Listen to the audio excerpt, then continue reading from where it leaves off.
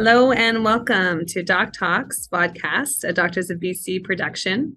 I'd like to begin today by respectfully acknowledging the land on which I am on. I am on the unceded traditional territories of the Coast Salish people, including the Musqueam, Squamish, and Tsleil-Waututh nations. I'm honored here to be a settler on these lands. I have the incredible pleasure of being amongst such a panel of distinguished guests and dear colleagues, including Dr. Terri Aldred, Dr. Evan Adams, Dr. Faisal Khosa, and Dr. Tatiana Sotindjo, who are joining me to discuss the pressing topics of equity, diversity, and inclusion, and how doctors can support its advancement in their practices and in the healthcare system in general. I would like to open up the floor to each of you to introduce yourselves and how you'd like to be addressed today. And thank you so much for joining me. Thank you so much, Dr. Dosanjh. I am a radiologist. I am originally from Pakistan. I am a South Asian Muslim, male, cis male, and I've been fortunate to have practiced in different parts of the world. What I'll also like to add, there are two ways to spread light. One is to be the candle, and the other is to be the mirror that reflects it. So I am glad to be the mirror to reflect all your glory and all your light. Thank you so much. Dr. Aldred?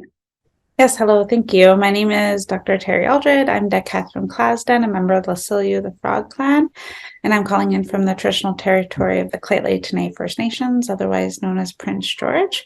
And I am, just coming off of mat leave. I have an almost 1-year-old baby girl, and I'm just really excited to join in. My primary interests are in Indigenous health, cultural safety, and anti-racism. I will defer to the actual expert, Dr. Evan Adams, for most of this. So I'm just here just to, just kidding.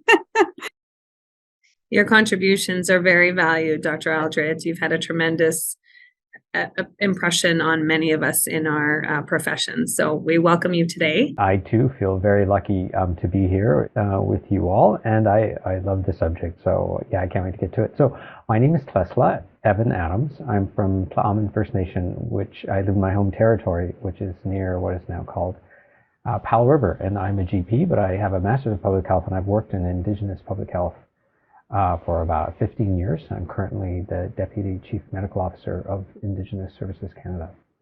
I'm Dr. Tatiana Sotindjo. I'm a pediatrician that was born and raised on Algonquin territory, also known as Ottawa. And over the last almost 10 years now, I've had the privilege of working at BC Children's and Women's Hospital. I work through the Division of Pediatric Infectious Disease, as well as the Division of Adolescent Medicine program and some outreach, social pediatric initiatives. And I also more recently have had the opportunity to be one of the inaugural Equity, Diversity, and Inclusion scholars for the Department of Pediatrics. So happy to join you today and talk a little bit more about this super important topic. Wow, thank you very much for that introduction. I do feel so humbled to be in the company of all of you. And today, as we discuss, I'm going to just start.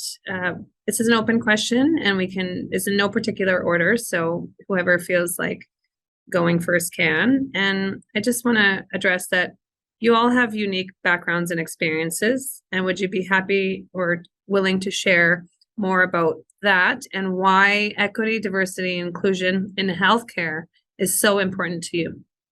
A very important question. We all sort of emotions come out when such questions are asked because we've been at the receiving end. If you look at the power core in healthcare leadership is fueled by affinity bias. And affinity bias is like a bullet train, which not only moves quickly and in a predictable manner. This train stops at same places at the same time while serving the same population. There have been more barriers for some, heavier burdens, and varied standards. Some are placed on pedestals while others struggle to find ground to stand on. It is almost impossible to know the best way to meaningfully participate in a system not built with you in mind. And why is it important to me personally? To paraphrase Martin Luther King, my dream is that my 3 children will live in a nation where they will not be judged by the color of their skin, but by the content of their character. Wow, thank you so much. What a compelling introduction, Dr. Khosa. Dr. Aldred or Dr. Adams?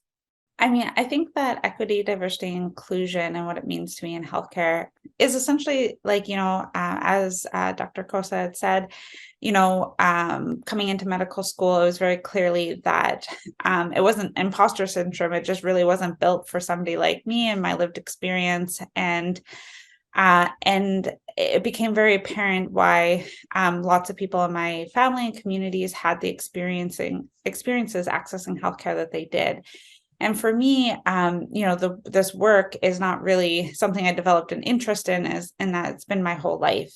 And so what I think in healthcare, when people access care, they would like to access help. And sometimes instead they get re-traumatized or experience trauma when they need help the most. And I think we have a very unique position to be able to be leaders and transformative agents in this space, so that, when people access health care, they can feel like it's a place that is welcoming, that is culturally safe, and they will get help that they need.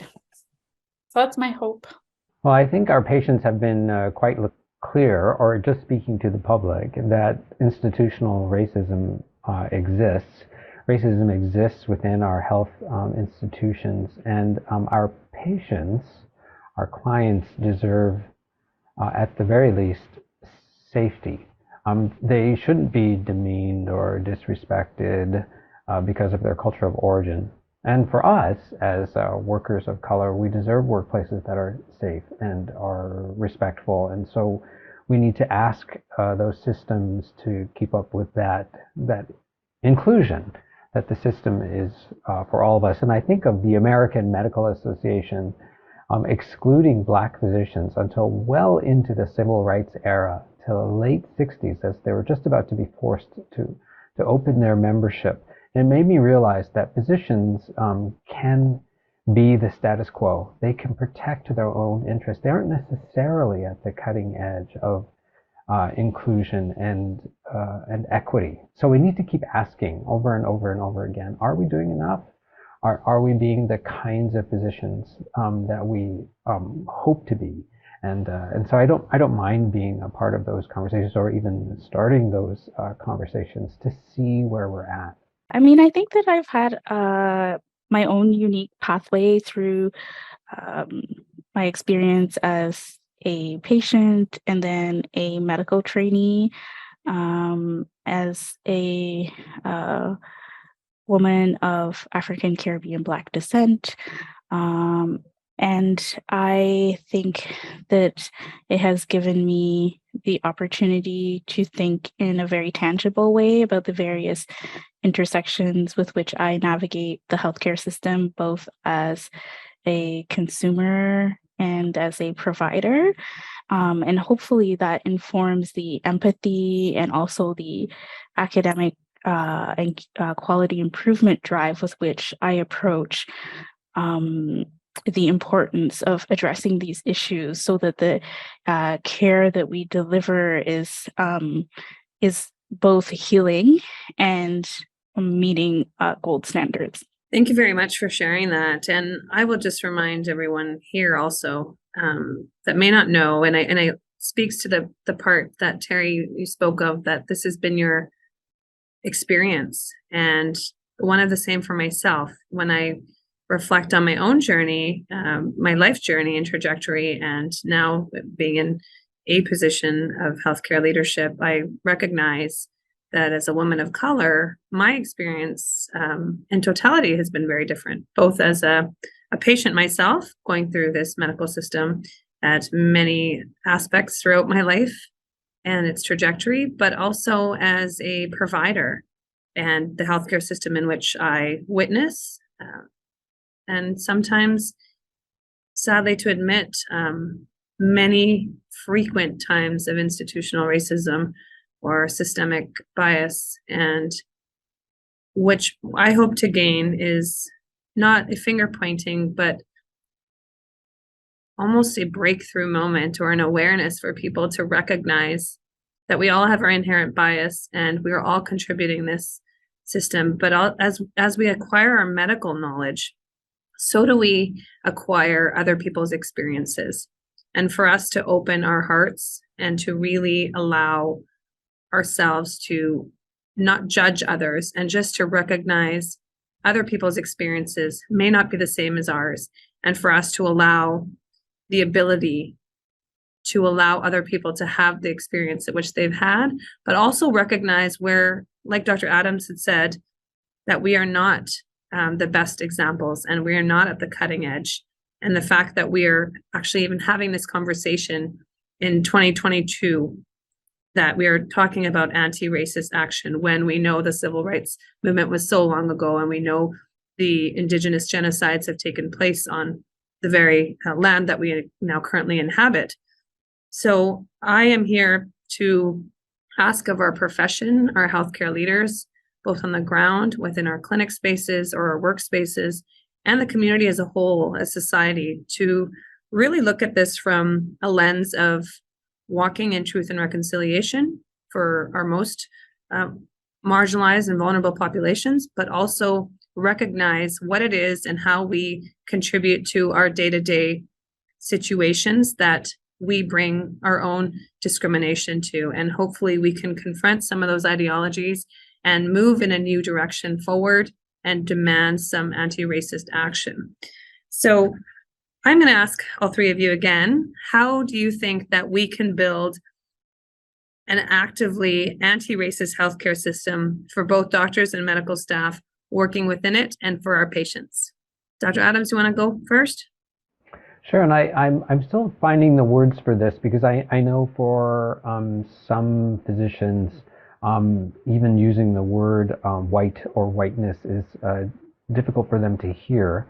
But an anti-racist stance does sometimes require us not to center whiteness, to say that, so for instance, if Terry and I are talking about Indigenous medical education, we don't have to think of medical education in the usual sense of medical education or the medical education that we heard about 10 or 20 or 30 years ago. We can say, well, what do Indigenous medical students need? The current curriculum wasn't really built thinking about them that much. So if we decenter whiteness, and remember, being anti-racist and inclusion and understanding or accepting, respecting diversity and being a champion for equity actually takes quite a lot of sophistication, knowledge, skills, attitudes, and literally tens of thousands of actions that we can keep going back and going back and going back. And what more can we do? And one of the ways that I can sort all of those thousands of actions is to say, okay, I'm allowed to decenter whiteness. I'm allowed to not have to do it the way that it was constructed, but to say, okay, how do I, for instance, instead of having to say hello to a patient, is there another way to greet them, maybe in a way that they know and understand, that might be helpful, that might, signal to them, perhaps we are different, but it doesn't mean that we have to be far apart. Like, there are so many different things and avenues that need to happen in order to be to move into the direction of anti-racist. I do, I think, want to pause to say something I learned from Len Pierre, is just to acknowledge that EDI, or equity, diversity, inclusion principles, are really important, and they're not the same as cultural safety and humility, which is also really important. And becoming and being anti-racist. I would say developing cultural humility, to be able to be aware of their own bias, their own worldview, their own perspectives, so that they can understand how that impacts their clinical care, because it does. We do bring ourselves to work. And so those principles are very important. And being anti-racist, acknowledging those biases and how they can impact, are really important in order for people to feel included, to feel like there is equity, to acknowledge the hardships that people of color, that women, that Indigenous people face when they enter their workplaces, the healthcare system, justice systems, and to acknowledge all that. And it needs to be addressed so that there is diversity, because right now a lot of these spaces are harmful. And so we're asking people to go to med school, or we're asking people to access healthcare, or and they're going to experience harm, or there's a good chance that they will experience harm, either through lateral violence or even direct violence, experiencing or seeing racism. And I think we need to acknowledge that those are additional hardships, and we need to ensure that we're thinking about how do we support people coming into our organizations and into our systems to make them more diverse. That will help them hopefully build policies and procedures to make it more inclusive and equitable. But to acknowledge the labor that will entail, I think, is really important. And just being fair and just being fair and equitable. And I think the last thing I'll say is just around, I think there's been a lot to say about speak up culture. Like, in order to be anti-racist, we need to be able to speak up. And I will say that I think there's maybe some things that we can learn from, how we responded to medical error. So in order to be able to do this in a good way, we need to acknowledge that we can all be biased, we can all be racist or genderist in different capacities and ways. And so it's not an us or them. We're not trying to find the bad apples. It's really about looking inside and acknowledging where we can have bias and where we bring bias. And we need to be able to create safe places to be able to talk about it, to be able to respectfully help people maybe expose some of their blind spots, and do it in a way that still protects the people who are the most vulnerable, like our patients or the people experiencing racism, while still maintaining the person's integrity. And those are really hard conversations to have. And I think we need to start looking at how do we upskill people to both be able to speak up, but also to be spoken up to.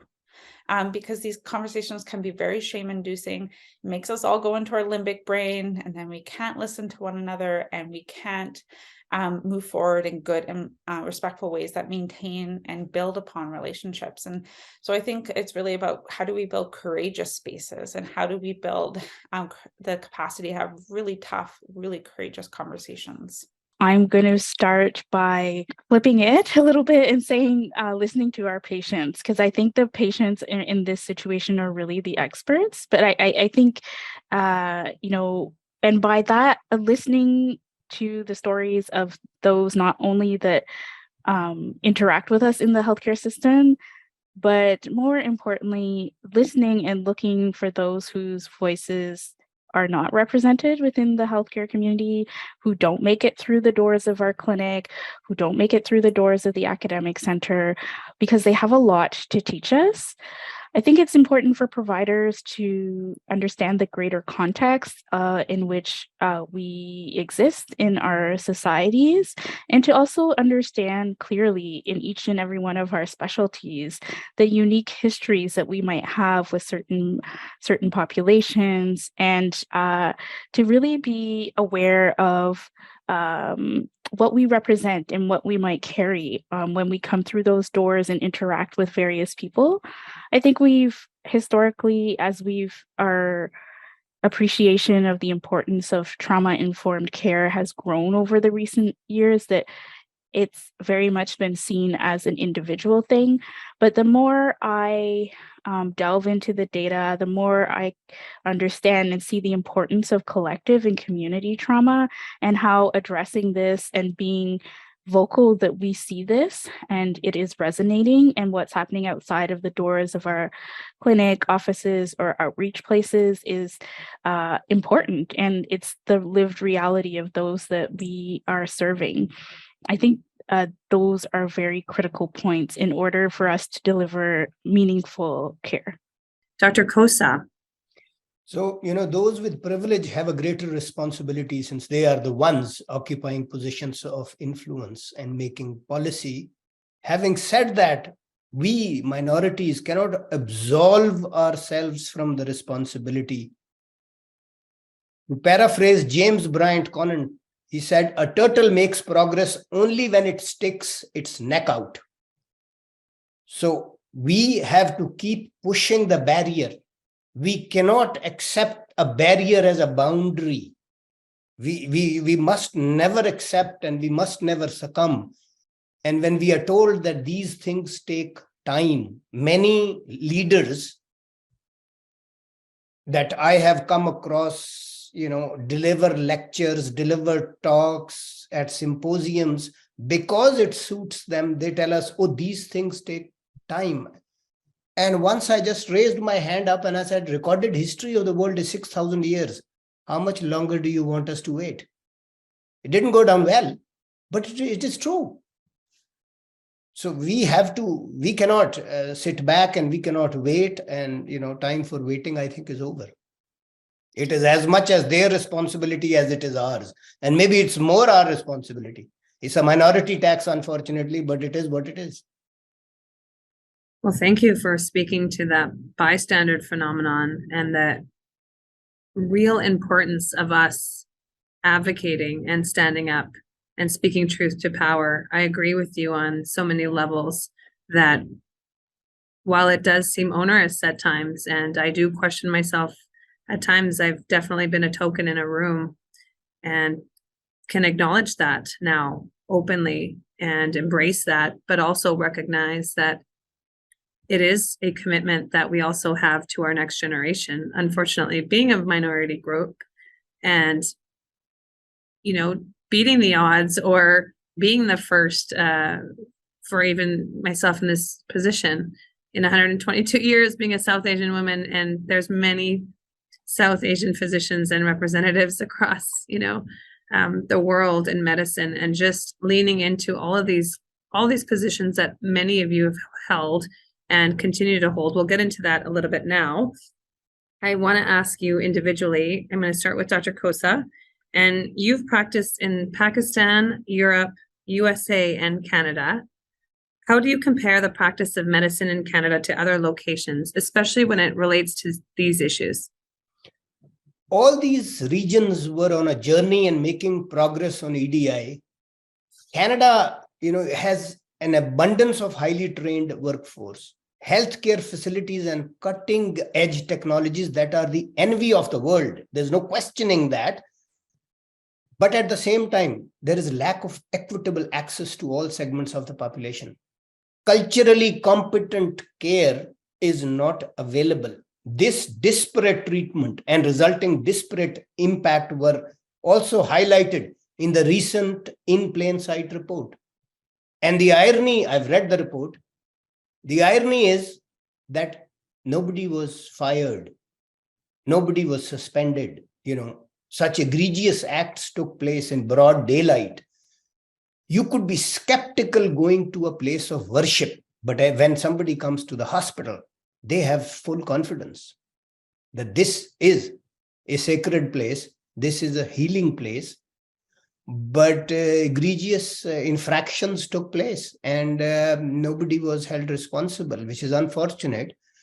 So, Canada is great in some ways, and unfortunately, it has a lot to cover and cover in a short period of time in other ways. Thank you for that. And again, for speaking truth to where it needs to be said and where it needs to be heard. I do see the effects of colonialism and racism in institutions and our everyday work, as you've so carefully alluded to. I think you've also touched on something that I think is important for our listeners to understand.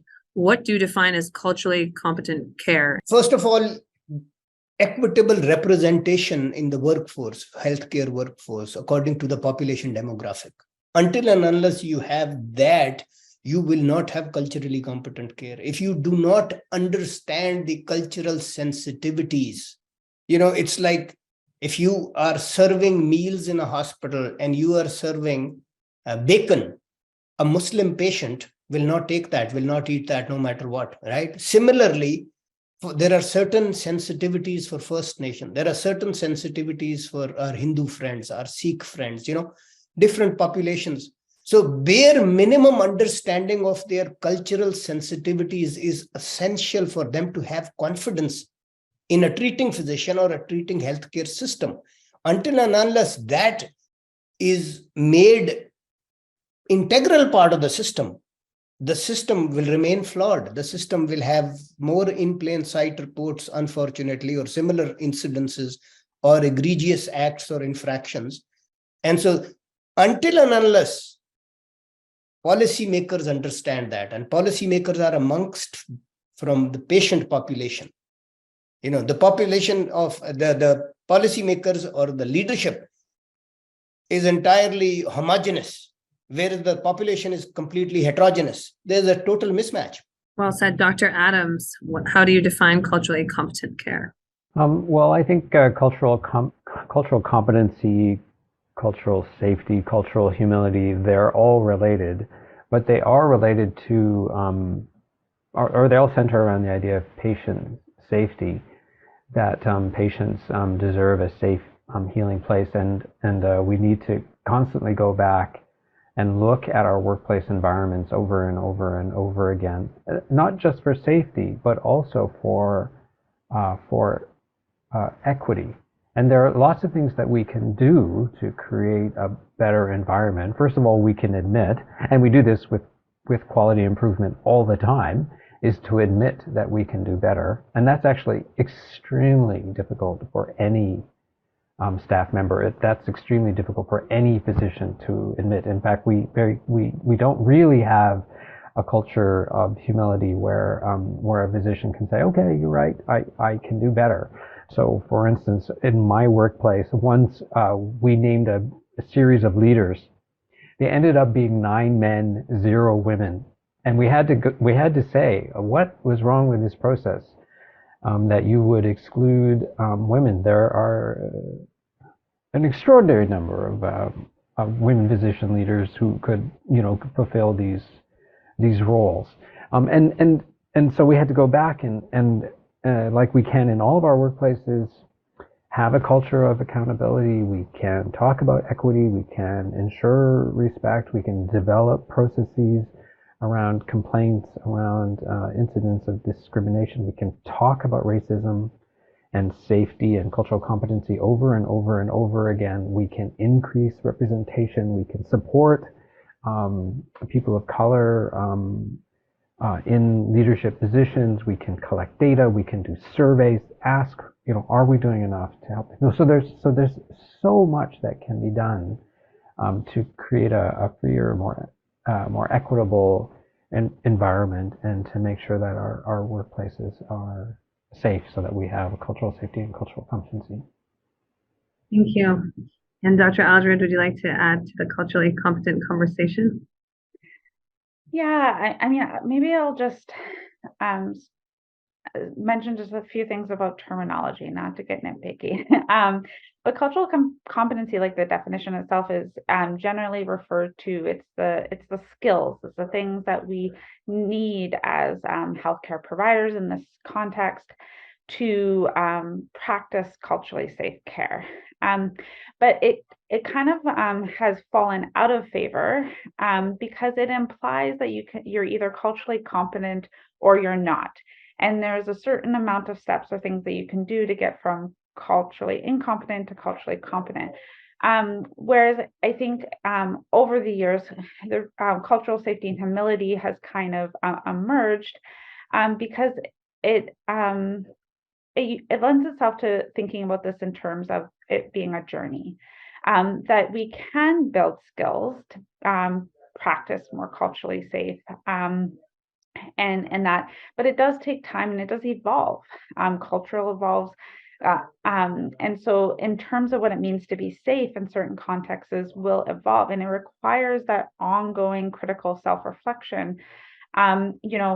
either done solo or even more meaningfully with a group of colleagues and peers where people can help. Even skill facilitation would even take that next step further to be able to really keep moving on this journey.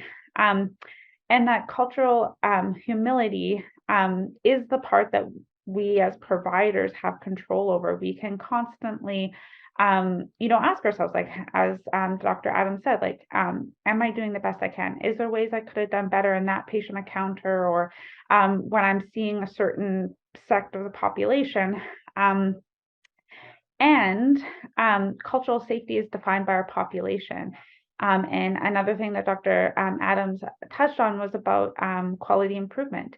And they often say, like, if you can't measure something, then it's hard to make improvement. And we do a really bad job at measuring things.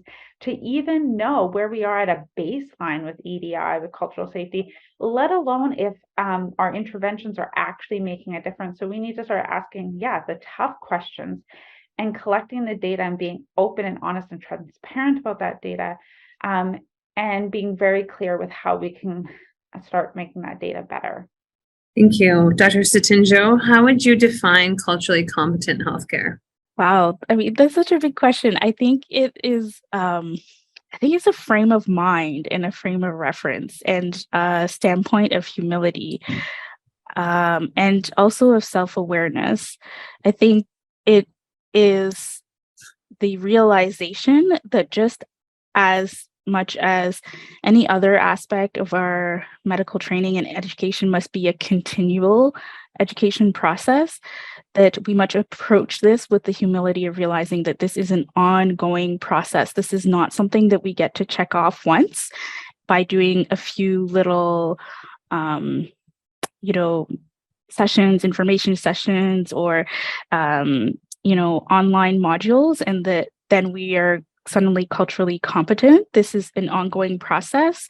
And just like any other competency, core competency within medicine, that our body of knowledge will continue to build over time, and that we must seek to continually update ourselves and be educating ourselves, humbling ourselves in order to be up on best practices and be able to respond in a dynamic fashion, because we live in dynamic societies. And maybe the medical pathologies are static, but they occur in a social context that is ever evolving and ever dynamic, with all sorts of different pressures and entities that are continuously changing. So for me, cultural competency it's a core competency, but it's also a competency that's not discrete and evolves over time, and that we must commit to approaching with humility and a sense of responsiveness. Thank you.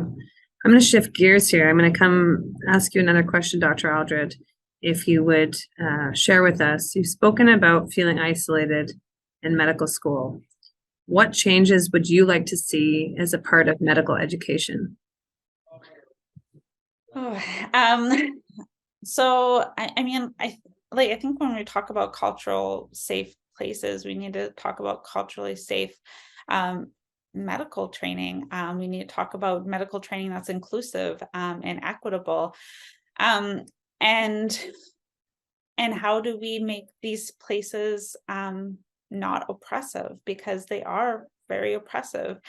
And in medical school, like, there are certain things that are going to be hard, like being with people when they're really sick or when they're dying, or trying to walk a family through grief and loss, and things like that. Those are always going to be tough parts about being in the healthcare profession. The things that shouldn't be tough, that we shouldn't need to develop resilience for, is experiencing racism, is witnessing racism, is being talked down to, being shamed and belittled, and these sorts of things. And so I say that resiliency is important, but we should be looking at that in terms of, how do we help people become healthy, competent healers, so that when they're going out in the world, they're spreading wellness. And that's it's a lesson that I learned from my Kumu Lawrence Aki, from Hawaii. He says that, if you're, as a healer, if you're unwell and you treat people and you go out into the world, you actually spread your unwellness. It is so fundamentally important that healers be healthy and well, that they're firmly planted in who they are, and where they come from, so that they can do the good work. And so I say, like, it's even way beyond cultural safety and anti-racist. That should be the lowest baseline. And then EDI is this next. We really should be getting to, how can we actually help people heal? How can we help people thrive and become the best versions of themselves? Because that's really what our patients and our communities and people accessing care deserve, is they deserve us at our best, not at our most traumatized. And so it's, I think, too much to get into, like, all the things that may need to get there. But I think that, I think that honestly, it's going well above. And in the Indigenous Family Medicine program, we're just doing our evaluation, and it's our little space of trying to do things differently. And one of the things that came out is that one of the things that make us different is that there is love in our house, that we care for one another. And I think that's really, really important.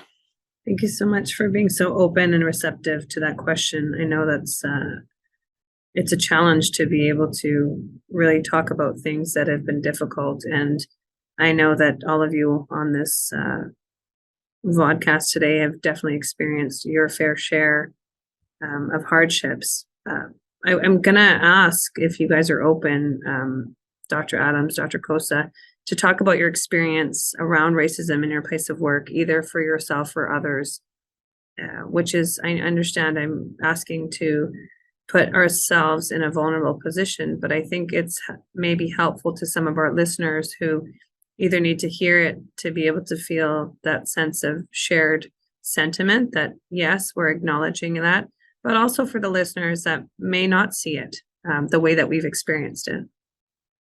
Absolutely. So, as I previously said, a turtle makes progress only when it sticks its neck out. We won't make progress. I've had my share of racism-driven situations. One such instance was during my first month of my job in Canada. A healthcare leader asked me to cancel an accepted invite of a South Asian female to a South Asian event 2 hours before the start of the event. When I asked for a reason, this gentleman pronounced that he did not owe me an explanation and I was to do as I was told. I still,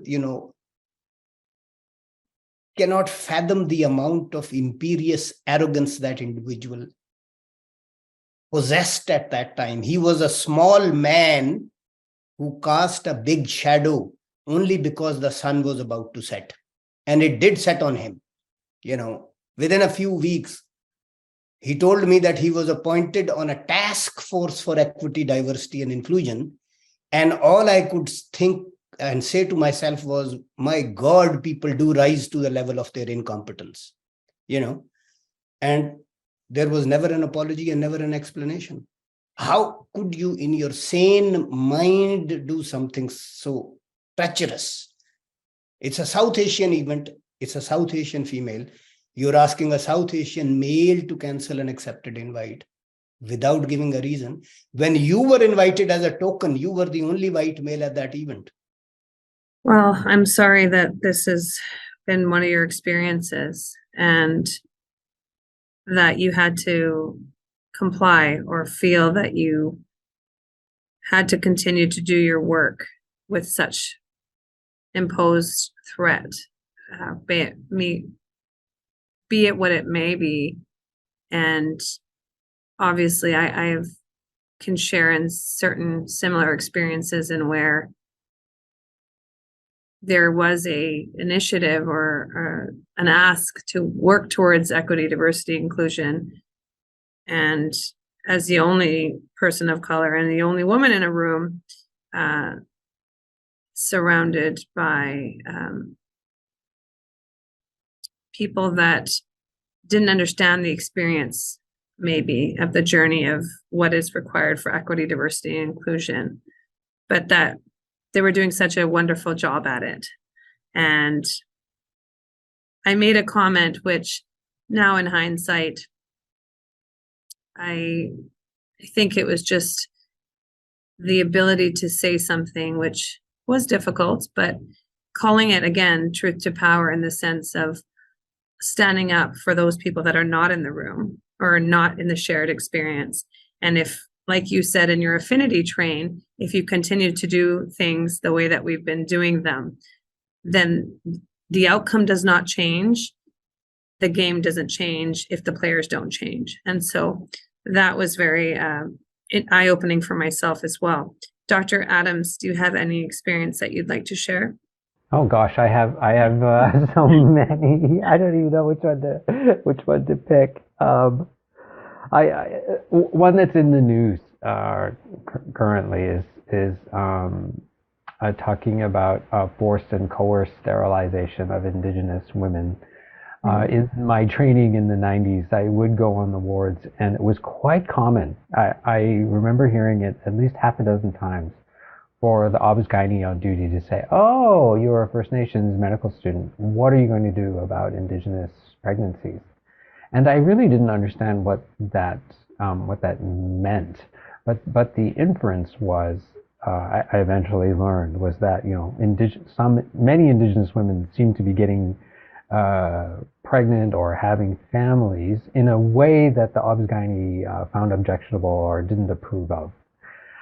And thus, those women should have interventions, like, quite solid interventions to stop them from having families or having babies. And I just remember that very pervasive culture that, I would step onto a Obs-Gynae ward and think, okay, am I going to hear some nasty chatter about Indigenous women and their families and their babies? And that's just one of like dozens and dozens of stories. I really faced much more racism within medical education than I did in the mean streets of Vancouver or Toronto. It was just very strange. There were so many stereotypes about Indigenous people from very physicians are generally very bright, generally very well educated, but didn't really seem to have much exposure to the beauty and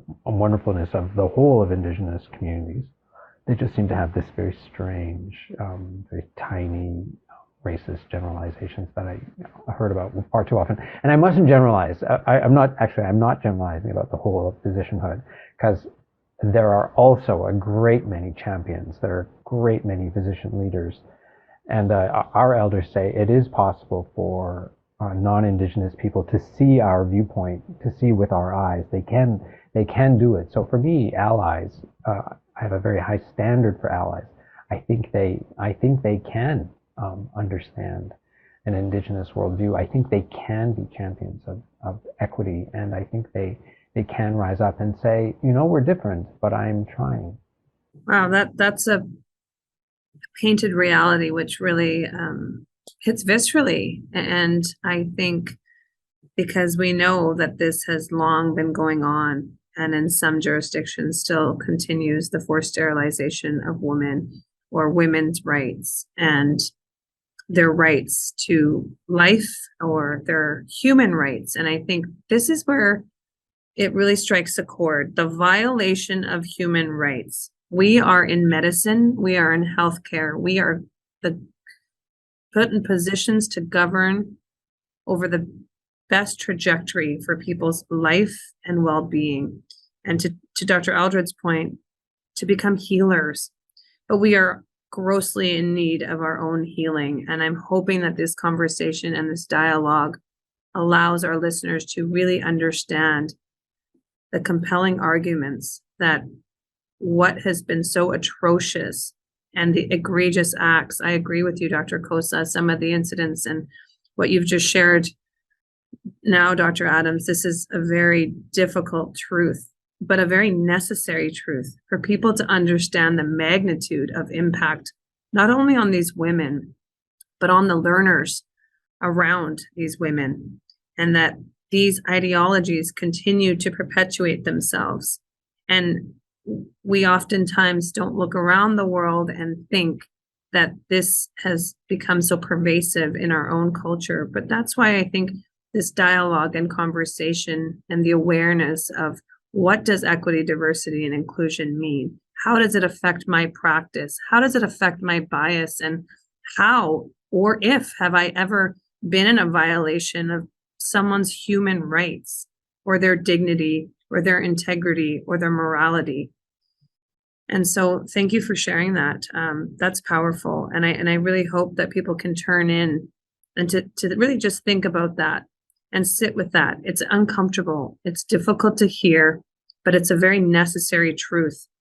And I think that when we become more comfortable with what the truth is and how things, and the reality, Dr. Aldred as well, of medical education, because that is where we are open and receptive to learning. And if we can challenge those systems or challenge those voices and say, this is not the appropriate way to deliver care, or this is not the appropriate way to think of someone, then that's where we need to stand up to what is in existence. But we need great allyship, as you also mentioned. I'm also going to just lean into you a little more, Dr. Adams, if you don't mind. I know that you were the first ever Aboriginal Health Physician Advisor in the Office of the Provincial Health Officer in the BC Ministry of Health. Can you speak about this experience and what you were able to accomplish in this role? Great, thanks. And I think everyone can relate to this. I was so lucky to be given an opportunity to try and improve health outcomes and services for a certain part of society, for First Nations people in BC that I truly loved, and I really wanted to assist. And it was clear that they needed help. First Nations people in BC have the worst outcomes of any ethnic group in the province. There was work to be done, and so examining the system and saying, how can the system transform so that it's more helpful? To speak to the people and say, what kind of system do you need? What's missing here? What can be done better? And then to speak to people with influence, to speak to leaders and say, look, we need to do better. We can't be a part of the status quo. If you're not part of the solution, you're part of the problem. Like it's actually a really amazing thing. I mean, who doesn't want to do better, be better in their work as physicians? Who doesn't want to be a stellar physician who can change lives, save lives? So that was the work, and I did it with really with all my heart, with everyone that I met. And asking them, look, and it's amazing how often I had to explain Indigenous people deserve help and care and our service. Like, let's get to work. Thank you for sharing that experience. I think that fact that you said that you had to still champion the need, right? The ask, when we are in a climate where we do have incidences daily on occurrence, and yet we're still recognizing all of the attempted genocide, with the Indigenous people, and still not allow it to resonate with every fiber of your being. That's what I ask for our listeners again, to really open your hearts to the humility and recognize even your spirit in this process, because how can we not? And we have to do the right thing, and the right thing is knowing that everyone deserves equal access to healthcare and safe, culturally competent care. But the drivers are, we have opportunities in where we can leverage actions that would make it a better place for everyone. Dr. Khosa, I know that you've had a keen interest in mentoring minority groups, and you have received international awards for this type of work. Why do you think that's been important to you? The focus has all along been on the start line. I'll give you an example. If I have a speech impediment and you are giving out loudspeakers or gramophone to everybody, that loudspeaker or gramophone doesn't do anything for me. Speech therapy might. So what I have tried to do is bring the focus on the finish line. Every year, my team mentors almost publishes 50 manuscripts on equity and inclusion. We have high school students, we have undergrad students, Crofton, York Scouts Canada. And so there is a layered mentoring of students. All research is centered around publicly available data. So there's no ethics approval, there's no institutional barriers, and students can collect data from the comfort of their home. With the completion of assigned tasks, these students get authorship on the project and also individualized career counseling and support at the time of medical school admission or dental school admission. Similarly, students who perform extremely well are invited to organize and moderate workshops on equity inclusion. I did one with you, I did one with Dr. Aldred as well, and there are many more. So these workshops are sponsored through Doctors of BC, through Canadian Conference for Physician Leadership. But this is to give these students an edge. This is to make sure that these high school students, these undergrad students, and even these medical students match into the disciplines or match into the institutions of their choice. They are not left behind. This is provision of tailor-made solutions to rectify the wrongs. And I wouldn't say I've done something staggering. These are just small contributions to the best of my ability, but there are a lot of students that have succeeded, and that gives me immense satisfaction. Thank you for this work. I think you lean into this integral part of when we speak of the lack of opportunities, or when we think about equity, the barriers to that footing. We've all known that picture when we see the blocks and people standing on it. But when you make a good point, is that starting line has never been, and it's been inequitable. And as Dr. Adams and Dr. Aldred have both spoke of our Indigenous health and people have had the most setbacks and an unfair beginning, or not even to be able to participate in the way that most of us can. Dr. Sotindjo, you have done work around the various ways bias and racism can affect acute and long-term health outcomes for children, youth, and families. What would doctors need to know about this work, and what can they learn from it? And I really love this work because I think no matter what area of medicine that you're practicing in, it's relevant. So I like to explain bias and systemic exclusion affects us at everything from the bench to the bedside. And what I mean by this is that often we are under the assumptions that guidelines and certain standards are representative of the populations that we are serving. And we tend to think less often about going back to that original literature and looking at the research population and really understanding if it's representative of the patient that we have in front of us. And then also considering issues of what pathologies are granted more funding, what pathologies are seen as more amenable to be published, and who within the academic world is published more and in what context. And then that has a significant effect as well on which the information which then distills to what we are treating at the bedside. And then also what treatments and interventions, how they can be delivered and interpreted by our patients is very much dependent on the environment in which they are living and evolving in. And so we cannot blindly prescribe treatment and interventions without being conscientious of the greater context in which these occur. Dr. Aldred, I know you've led the development of the BC Indigenous Medical Education Gathering, a network of current and future physicians and dedicated to improving Indigenous health in the province. How can doctors support the improvement of Indigenous health?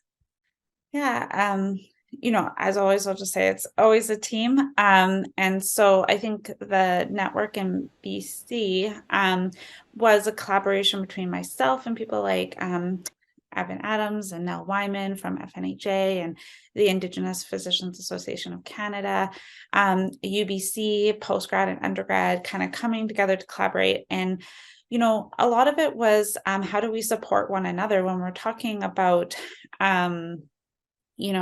equity, diversity, and inclusion. And we're saying that starting line is always so far back. And then we're having these brilliant, big-hearted, altruistic Indigenous medical students coming in, often needing to travel great distances to attend medical school, being isolated from their communities and their families. Just how can we, provide support and bring each other together. When I was going through medical school, it was IPAC and their annual meetings that were so important and integral to just be able to be with other people who may look like me or have similar histories as I do, and to see that they're succeeding. Even if I was in year 2, even just talking to a year 3 and just knowing that, hey, somebody else made it just a year more, was just really, really important. Because again, I didn't really feel like overly welcome or overly supported in kind of the regular medical structure. And so I think creating these spaces that are, in this particular Indigenous centered and, is meant to bring us together helps to kind of offset that burden and that work. Or that additional work that we have, either because of the oppressive practices or the racism that they may experience or see, but just in all of that they needed to accomplish and overcome to get to where they are. And so I think that one of the things that we can do to support is to support these spaces, to ensure that there's adequate, not just financially, but ensuring that people can get the time off to attend, that they're supported to connect with other people who have similar lived experiences, because it does help to, kind of rejuvenate, refill the cup, even just a little bit. And, I think that when we talk about safe spaces, and often cross-cultural spaces, it's actually really hard to make that entirely safe. Whereas when we get together with people who are from similar backgrounds, who are also physicians, and, there's an inherent knowing that, that you're with your peers, there's so much less explaining you have to do to get people, because that they understand. And so I think that, and I think in other ways, like how can you support that locally, like in your hospitals, in your regions? How can you support the inclusion of like culture in these different ways that we have to help our own medicine wheels to be able to, unburden ourselves a little bit from sometimes the feeling of overwhelming burden and hardships that a lot of our communities and ourselves and our families face. Thank you for sharing that, because I feel the work that you have committed to has made such progress for inclusion. And what you also speak of is representation and why it matters, and how our spaces need to be indicative of that. And you're absolutely right that your individual learning experience yet can be met with other like-minded physicians or people that have had shared experiences or journeys such as your own, and now being able to create that space. Again, I want to speak to, I'm going to ask Dr. Adams and you as well. If people were looking to create a space that would be more open and receptive, what are some easy ways or maybe simplistic actions that they could take in their day-to-day? Dr. Adams?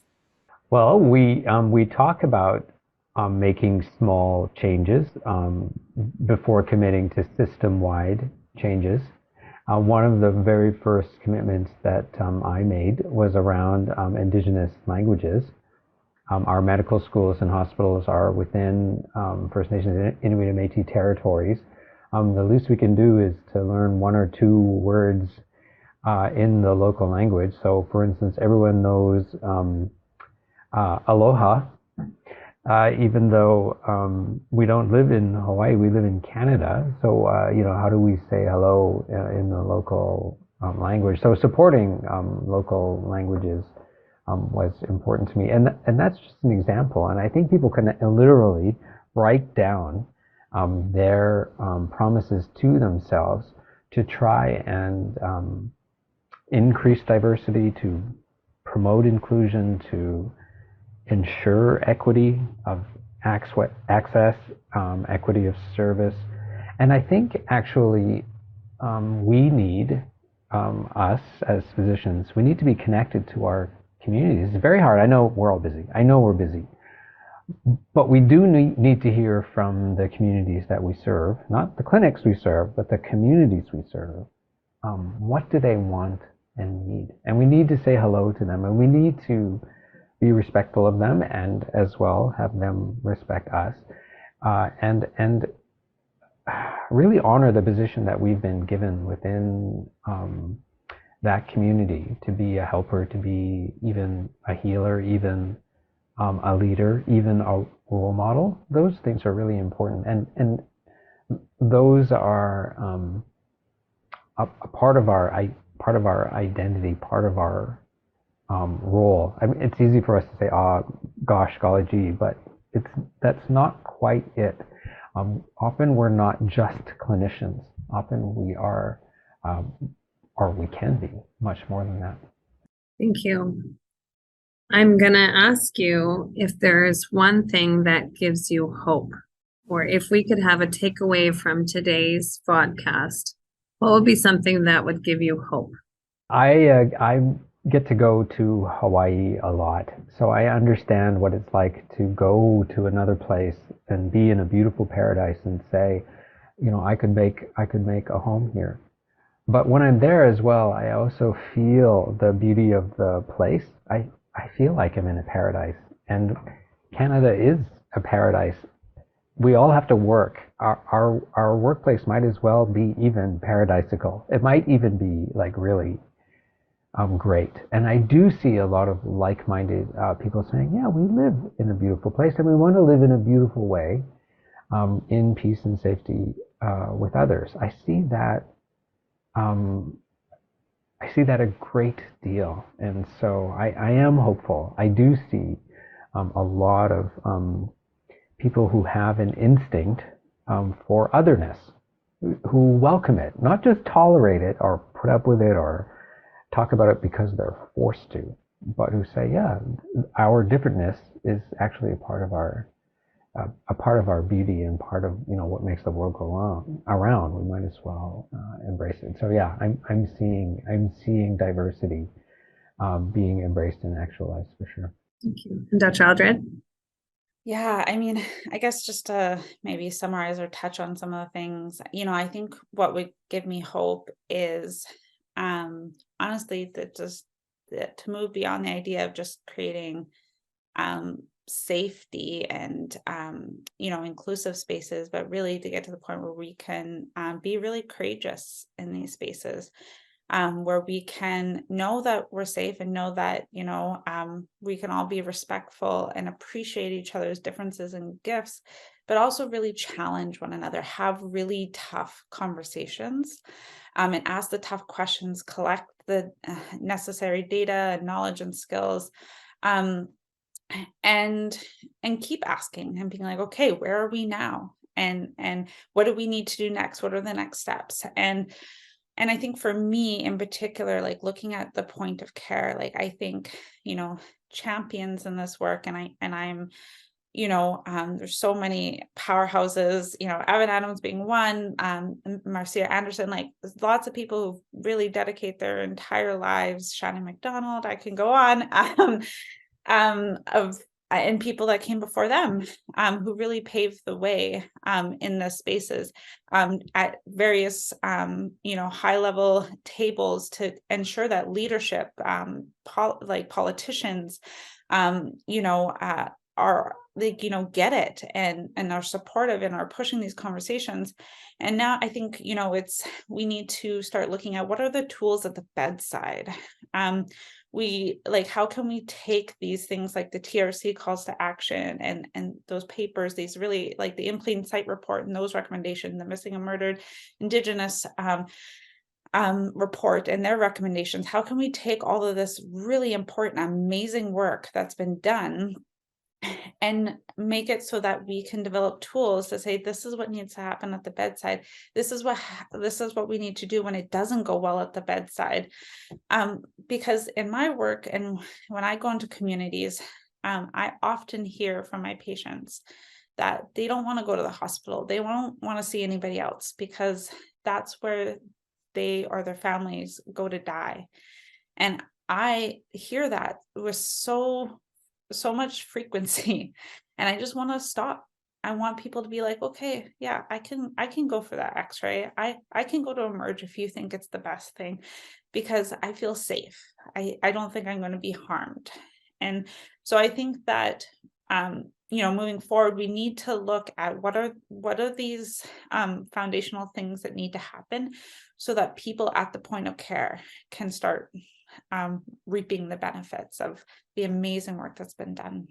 Thank you very much. So I think you speak to implementation and action, and I hope that our listeners understand the need for intentionality when it comes to making a decision on how to proceed with patient care, and whether we question the ideologies that surround us, because I also believe that if we don't stand up for something that may not even involve us directly, but even if it's indirectly, we're giving permission for it to be allowed in our space. And I think oftentimes I hear that from many people when they are interested in what allyship looks like. They want to do the right thing. They're hopeful that these things shouldn't be happening, but they're discouraged from actually raising their voice or creating a stir, which I often hear is that they don't want to be that initial person that speaks up or speaks loudly. And like Dr. Khosa said earlier, oftentimes we're carrying the burden of the work. We're experiencing racialized experiences, and yet we're not creating that necessarily, but we are looked to be able to create the action plans or the strategic framework to challenge what's happening. But as speaking from my own lived experience, I think it's difficult to always be the same person speaking up. I will continue to do it for all my days because that is my own fierce commitment to my patients. And I think doing the right thing is so important. And if we don't continue on that path, that's how I would like to raise my daughters as well, because I know they watch what you're doing, but they always listen to what you're not doing as well. And I think sometimes that's more powerful. So stepping aside or allowing the inaction, and how do we propel people to move them forward to have courageous action like many of you have, to be able to work so diligently on all of the change that needs to happen. I think what you guys have all contributed to is outstanding in our profession, but as humans and to all of the people that we serve. And most importantly, the dramatic change that we're actually experiencing. I feel like there's a wave and a movement ready for this collective action piece. I'm really heartened by the fact that we're talking about it. My hope and my motivation is that we will continue to proceed, not just from talking, but to be action-oriented in concrete ways. Okay. And what would be some of those actions that you would recommend our listeners today to participate in? Yeah, I think that whatever your specific area of medicine that you're practicing in, being aware of guidelines, suggestion, practice points that are around EDI, tapping into the unique history of your area of medicine with regards to equity-seeking populations, and also reaching across to our colleagues in allied health, who in many cases have been exploring this body of literature for even longer than we have been as physicians. I think there's ways and means for everyone, whether it's, committing to a podcast, committing to reading one article with regards to that, or if you want to go deeper, suggesting that every sixth or fourth journal club that you do around your specialty or your area of special focus touch on issues of EDI, so that really we're constantly exposing our minds to this and reiterating the message to each other that this is a core competency. This is as vital as vitals. And Dr. Sotindjo, how does bias and racism affect children and youth differently in healthcare? In general, we don't have as rigorous RCTs in pediatrics as we do in the adult world. So that at that very system-wide level, that that is a challenge that we continue to face as pediatric care providers. And then I think what is unique about children and youth is that the effects of racism are both direct, individual, as well as intergenerational. And what I mean by that is there's a larger and larger body of literature that is showing that experiences, for instance, of maternal racism increase cortisol, increase physiological distress, and begin to change the intrauterine environment even before a child is born. So what we are doing to the mother or the the birthing individual while a child is in the womb is already starting to affect the stress response and some of the stress modulating capacity. Then even at birth, we see that certain populations are at increased risk of low birth weight, of birthing complications, and of being admitted early on in life. And then as a child begins to integrate their own identity, they might experience external pressures, biases, and overt racism. And that has an effect not just on how they are treated and perceived, everything from if they are more likely to be suspended from school, more likely to interact with police or the justice system, to whether they receive adequate pain and analgesia management when they present to the emerge. But I think worryingly so for me as a pediatrician and adolescent medicine specialist is that they not only experience this coming externally, but they begin to internalize that, and it affects their sense of self-efficacy and increases their risk of what we call internalizing behaviors, such as things as anxiety and depression. And we know that individuals who have repeated negative experience, and then in addition have the experience of anxiety and depression, are less likely to come in contact with the healthcare system and to be more reserved and less forthcoming when they do interact with the healthcare system. And so this kind of becomes a self-fulfilling prophecy as well, that they're scared of accessing care. When they do, they may be not disclosing everything. And so, our clinical assessment and our treatment doesn't take all the information into consideration, and then it becomes a vicious loop. So, it's really, really important, no matter what our role is within the healthcare system, that we realize that this effect starts from the time an individual is in the womb. And there is the capacity to intervene at every level, at every time, no matter what we do in our healthcare system, to help to mediate that, because it's not just about negative experiences, but it's also about positive experiences. Thank you for that. I'm going to ask a difficult question, and we may choose to dwell into it, but it's just because I do think it's important to speak about. This has been coming across many tables that I've participated in recently in the last few years, but also on a more global perspective in the concept of white fragility. And I wanted to know your thoughts, if you were open and sharing, on what that means, and how did this how does this affect the work that we are doing? Well, if I might go first, Terry, if that's okay, just get us warmed up maybe. It is very interesting trying to decenter whiteness. So, for instance, just as an example, in my territory, they're mostly English names, and the town of Powell River is considering a name change to Kafet, which is an indigenous place name.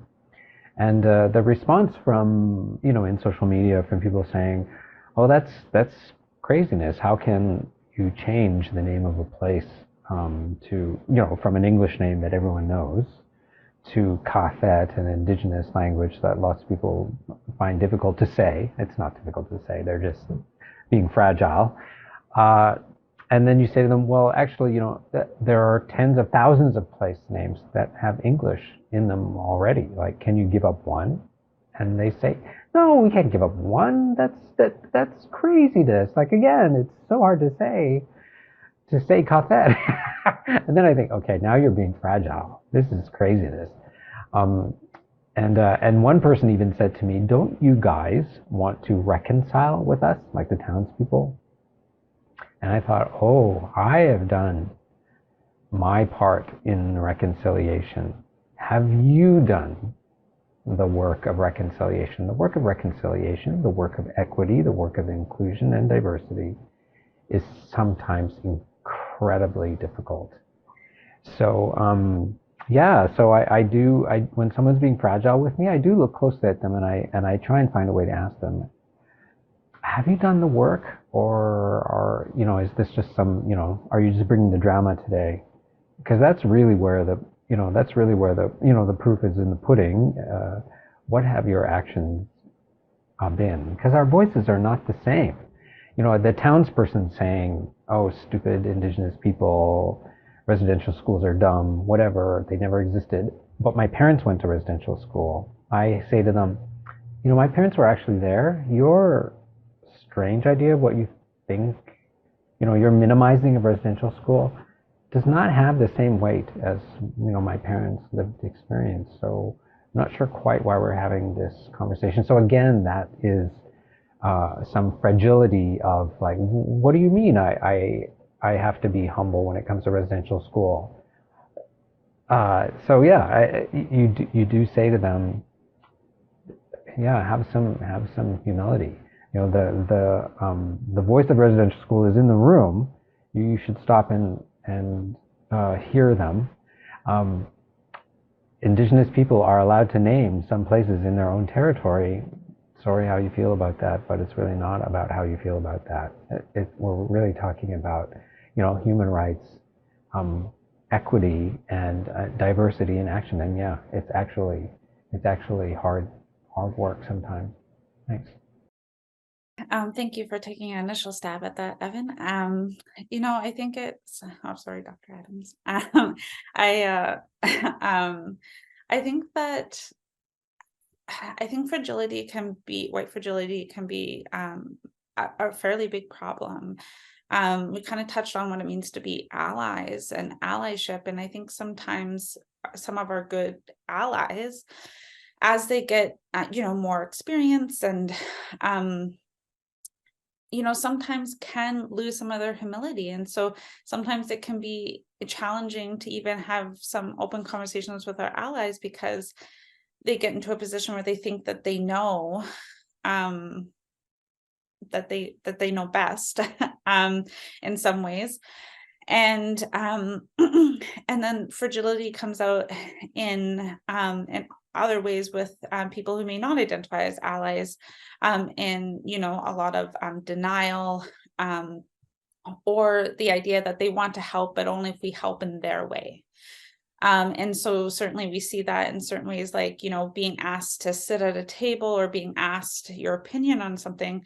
And when you're there, you get the idea that actually all of that is already decided. You're just there to agree with them, so they can put your stamp of approval of some Indigenous or minority X person said that this was okay. Because as soon as you're like, well, trying to lend your opinion or advice or a different perspective, it's not really heard, or it's like, oh, well, that's not what we're doing, or we don't really have money for that, or, that sort of thing. And so I think it comes up in lots of different ways.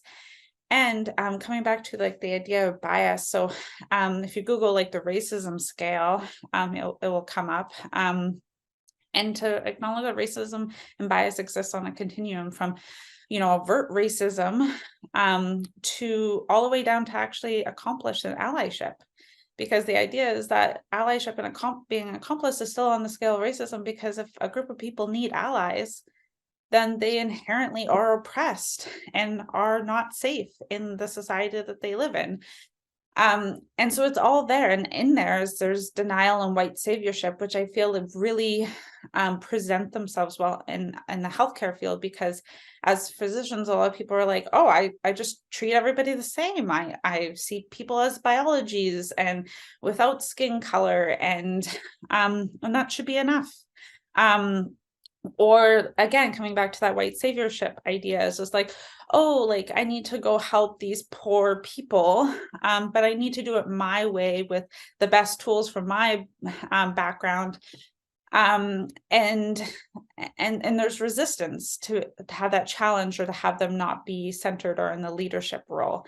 And that can be really challenging. And so I think that it comes back down to like that critical self-reflective piece, and being able to be open to feedback, no matter where we are on our journey. Like there could be ways that I, come into a space, it may not be culturally safe. Like say, if I went to Dr. Adams' territory, I didn't grow up there. I haven't spent very much time there. I'll come and visit. No. And so there's ways that I need to humble myself there, because they may have ways that they do things, or, I may need to learn a bit of their language in order for people to feel really safe seeing me. And so I think in this way, constantly being like, am I being humble, and how can I receive this feedback in a good way? And a lot of that is learning shame resilience. Like, yeah, it's very easy to think that, to go into a place of like, oh my goodness, they think I'm racist, therefore they think I'm bad and I'm not bad. So, I'm going to fight you, or I'm going to run away, or, it can be really easy to go into that. And so to actually sit in the discomfort, and to, be able to really critically look at what people are telling you is a skill, and it's a muscle that we need to flex. Thank you so much for your honest reflections. I think it's really helpful in many situations. And I love the fact that you spoke of this continuum and the spectrum of racism. And when we think about race as a social construct, and yet we live it and continue to live these experiences. And you're right, if we need allyship, then we're not where we need to be. But for today's vodcast and purposes, I really want people to understand these concepts that are still foreign to some, but now have been a little bit more relevant, especially in social media and conversations around the world, when we speak about racial bias and the prejudices and discrimination that affect all of us. But more importantly, in healthcare, as we march towards healthcare equity, we're only as equitable as those people that are experiencing the worst case scenario. And right now, it seems like that's still quite apparent within our healthcare system. So that's unfortunate, but hopefully today's conversation will lead us in that direction. Another point I wanted to bring up with you, and I don't know if you recall this, but I really enjoy listening to you. And at one of our meetings that we were both attending, you started the meeting by saying, I'm a racist, you're a racist, we're all a racist. And I really appreciated that sentiment. Would you be happy to talk about that a little bit, about where that analogy comes from? I'm assuming you're talking to me, unless Yes. Dr. Adams, you also like to show up at meetings and call everybody racist. Dr. Aldred, sorry. No, that's okay. Yeah, so I mean, and I'll shout out to one of my colleagues, Dr. Ami Brousseau, who introduced me to the concept of Race is Anonymous. And so Racist Anonymous, actually, it turns out it's been kind of created or thought of a few different times. And in the context that I looked into, it was a Black pastor in the States who actually did a lot of cultural competency training and corporations and stuff. And he found that he was kept being asked back over and over and over again. And so he started to get curious of like, what kind of impact was being had. So he actually started measuring, like doing pre and post bias assessments. And in that work, he actually found that generally speaking, people who were not racist going in generally left not racist. Those people who were more overtly racist going in left overtly racist. But the people in the middle actually could leave being a bit more racist, a bit more biased. And he was really discouraged by this and, kind of thought about, what's maybe being missed, like how can he adapt things to improve?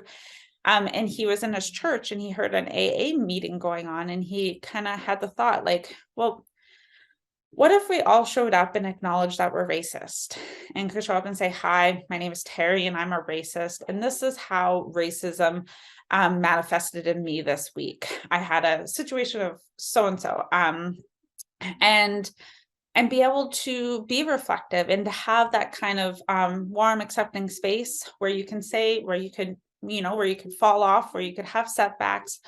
But people can also reflect things back to you in a safe way to be able to help you move you on your journey. And you can help just shed some awareness into where your own biases in a non-shameful and a non-punitive environment. And I think that that concept is really powerful. And so he said, well, maybe we should start looking at addressing racism in ourselves and then see what happens. And I think that that's where it's a both end. I think we really need all of that intense and really meaningful work that's been done to address systemic oppression and racism, to kind of get the, the politicians, the high level executives on board. But we also really need to understand that it is in all of us. Nobody's immune. It's not the doctor over there, the hospital down the street, or the town next door that has the problem. It's literally in all of us because we are in a racist, genderist culture. And so that gets imbued, those biases get embedded in us. And it's not our fault. It's been handed through generations. And oppressed people tend to oppress people. And so but we do have the responsibility going forward. And particularly as physicians, I always say, like, it's not my job to take your biases from you. If you want to keep them, keep them. However, it should not impact your patient care. Indigenous people accessing the healthcare system shouldn't have to be at the bad end of that bias and have their care impacted. And so that's a patient safety issue, and that's not okay. And so it's critically important that we are aware of our biases, particularly how it can impact our clinical skills, so that we can put the things in place so that we can protect the most vulnerable people, the patients, the people accessing our healthcare, while we address it. So it's kind of a I think Leslie Bonshore said that there's multiple lanes needed. There's all this work that needs to be done. And I just think that this part is really important. And I think just saying that it's all of us. There's like, when we think of racism as a moral issue, being like, if you're racist, then you're a bad person. And people are like, well, I'm not a bad person, so therefore I can't be racist. It's just really hard to have these conversations. So to start being like, it's actually all of us. We're all racist. Nobody's immune. And how can we have these open and honest conversations about it? Thank you so much. So again, compelling. I think the point in the argument where you say about patient impact, and in medicine, we drive our change by evidence-based medicine. We look to that as our gold standard. And if we know that racism is unhealthy for our patients, then we need to be deliberate and intentional about our anti-racist action. So basically, racism is bad for your health. It's bad for our patient health. And we need to take some drastic measures to be able to actually confront that. And if we did it through the framework of evidence-based medicine, then we already have enough data to say that we operate in a racist healthcare system. And many of us as providers are racist in the care delivery.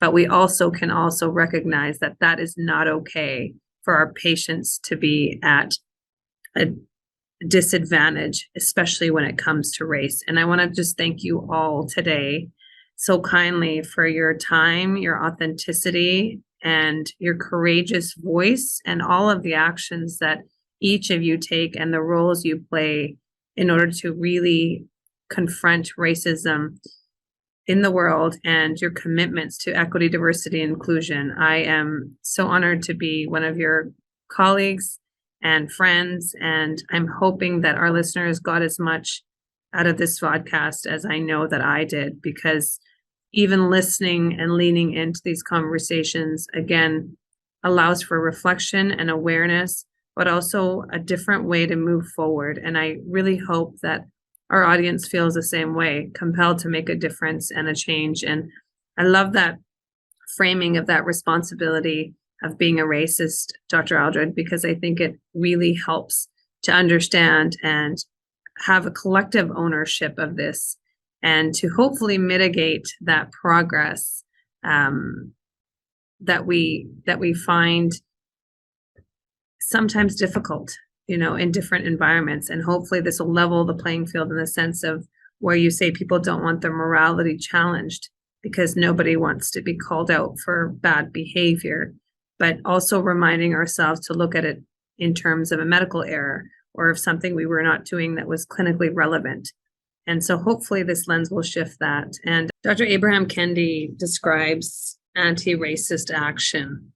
What does that mean in a tangible, intentional action plan in medicine or in healthcare? I think that it involves not only being reactionary. So it means not waiting until there's a critical event in order to address things. And that means that having an ear on an administrative, clinical, public health, all levels of prevention and treating, having an ear for the full diaspora of patients that we are treating. And as I referred to earlier, most importantly, in some situations, the patients that we are not treating, the patients that we are not seeing.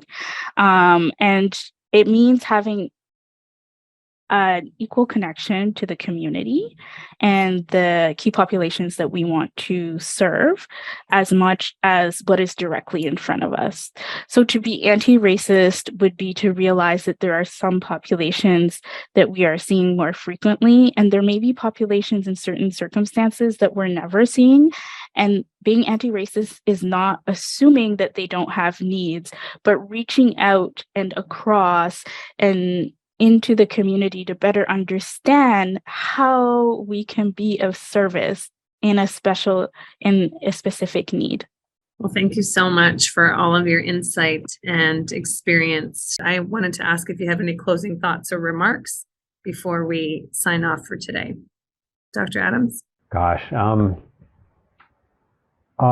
think racism and sexism and homophobia and ageism are all related. And I think growing up with my four sisters on a remote reserve, I knew the lives of women, Indigenous women. The lives of women were different than mine. Even as a gay Indigenous man, I was still a man. And so it actually has been quite easy for me to come back over and over and over again and saying, Am I being sexist in my behavior? Am I generalizing about women? Am I doing enough for women. It just feels really kind of in my bones to say, there are people with very distinct and different realities than mine, and I must keep honoring back and looking at that. Not everyone has the same experiences as me, and to be in the midst of, because medical culture has been very slow to change. Medical culture has been profoundly sexist. I've been at physician leader meetings where physicians have said, "Oh, we had to put up with women coming into our profession," like literally saying that out loud to other physician leaders. And so I think that being a part of that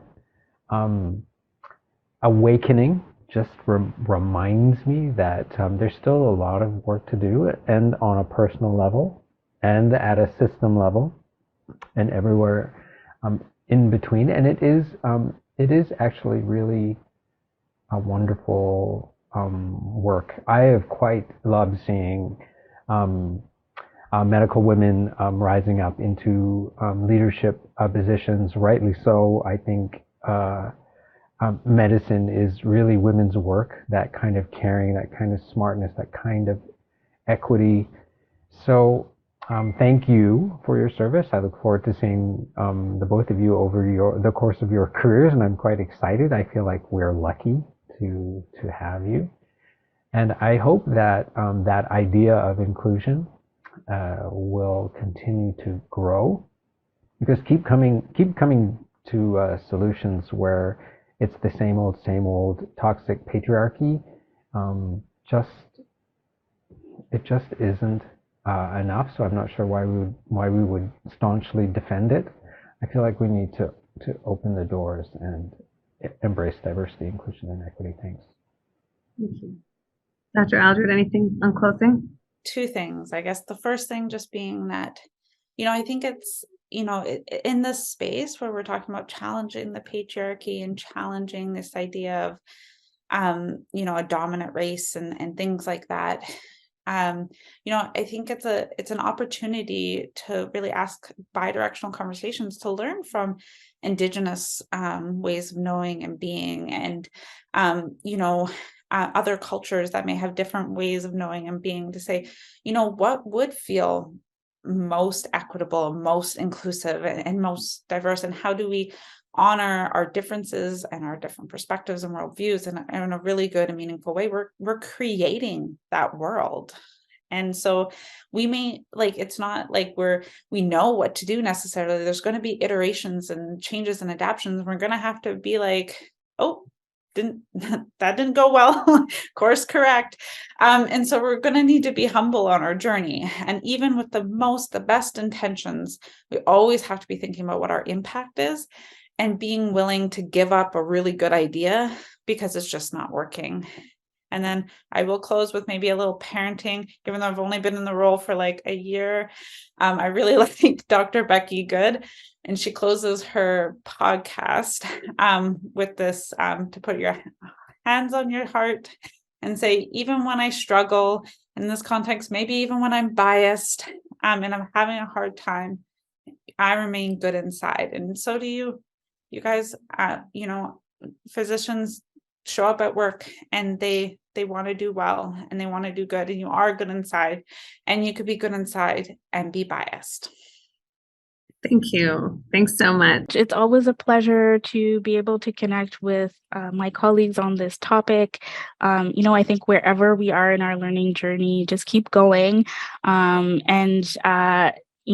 If you have this skill set that got you here and got you into medicine, you have the skill set to continue to explore this, and committing to it as being a core competency. And in the end, I think, you will reap the rewards when you're caring for patients, because patients know when they're really receiving that care that takes into consideration all of their different intersections and identities. And with that, you have our DocTalks on equity, diversity, inclusion with the prize colleagues I have at my side, Dr. Terri Aldred, Dr. Evan Adams, Dr. Faisal Khosa, and Dr. Tatiana Sotindjo. Thank you.